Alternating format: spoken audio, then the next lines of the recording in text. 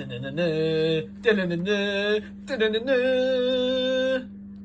TV.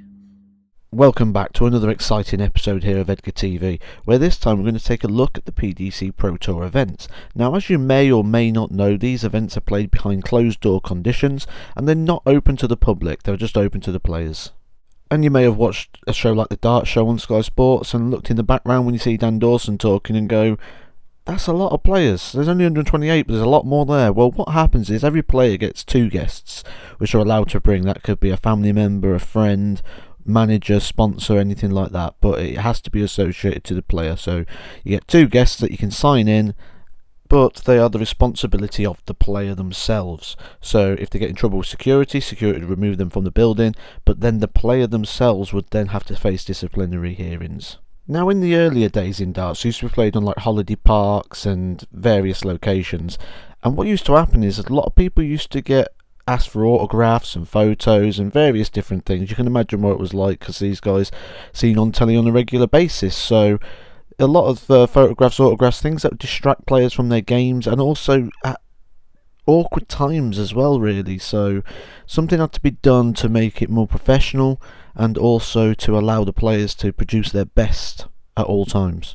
Another what seemed uncontrollable issue was the problem with the boards. So you get multiple boards, and you'll see people watching this game here and Rob would hit a finish and his supporters would cheer, but there was other games going on around and it'd be distracting from those. So to fully create a professional environment, they really needed to get hold of the room, really, and this was the best way to do it, and it's a system that is pretty much flawless now, really. So that's the why, and now we'll move on to the actual application of it. So the room opens at 9 o'clock and it's open for people to come in and start practicing, ready for the event to start at 12. Mervyn King's normally the first name on the register every single week, and then when everyone arrives, it's go to the tables, set yourself up for the day, and it's onto the practice boards. Now, with practice, you can either practice on the practice boards that are designated, or before 12 o'clock you can actually practice in the booths themselves.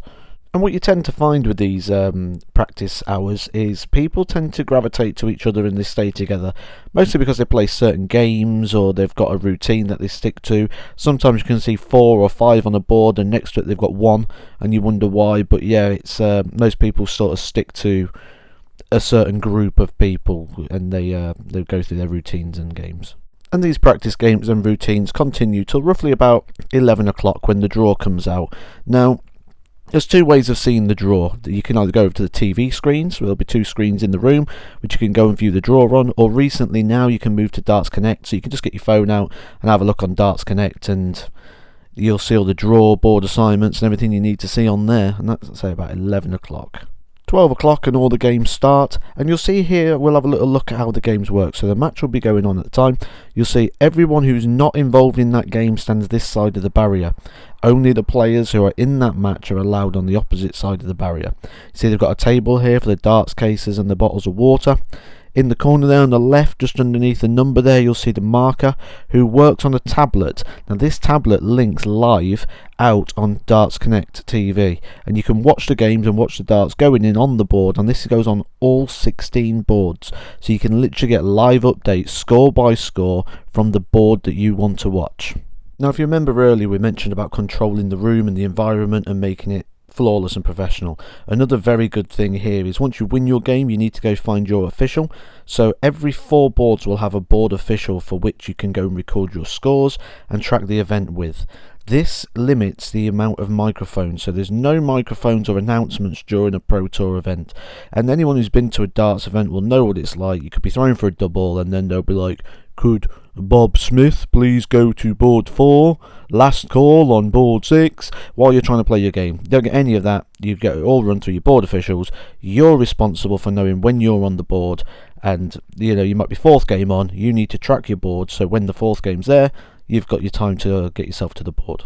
There is one slight exception to the rule, and that comes from the streaming board. So you'll see we've got 2 booths. They're all fixed with cameras and microphones that get streamed out on pdc.tv, and you can watch all the games literally live, just like a TV event. Absolute brilliant streaming system, this one. You can watch those. The officials will give you plenty of notice if you need to go in there, but again, even that, you're responsible for keeping an eye on the screens, seeing what's going on, so that you can be at the board when you're meant to be at the board. A couple of key rules here if someone's going to the Pro Tour for the very first time. No phone calls, so you can use your phone to text or browse the internet, but you can't make calls. No calling out, so while the game's going on, you're not allowed to call out, even if someone takes out a big 170 finish. Just keep it all bottled in. No photos, so you can't take any photos or videos in the room, even of yourself or the player that you're with. Same for autographs, can't be asking players for autographs. And the timeout rule, this is more for the players. So I said that you're responsible for being at the board at a certain time. You've got a window, I think it's 3 or 5 minutes between matches, that if you're not there in time, they can eliminate you from the tournament without even playing. You can get timed out. It has happened many times, and it happens a lot more at Q School as well, where players just aren't familiar with these rules. Bonus time.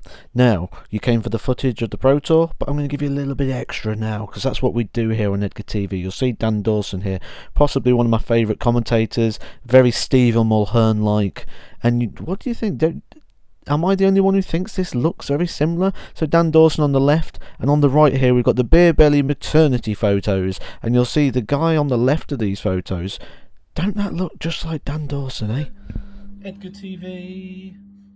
If you've enjoyed this video and you haven't already subscribed to Edgar TV, hit the subscribe button now and join the Edgar Nation as we move forward with some brand new original content. I've got some fantastic ideas coming up, and the best way to see when they are released is hitting that subscribe button and having those notification bells on and being one of the very first to witness and experience Edgar TV.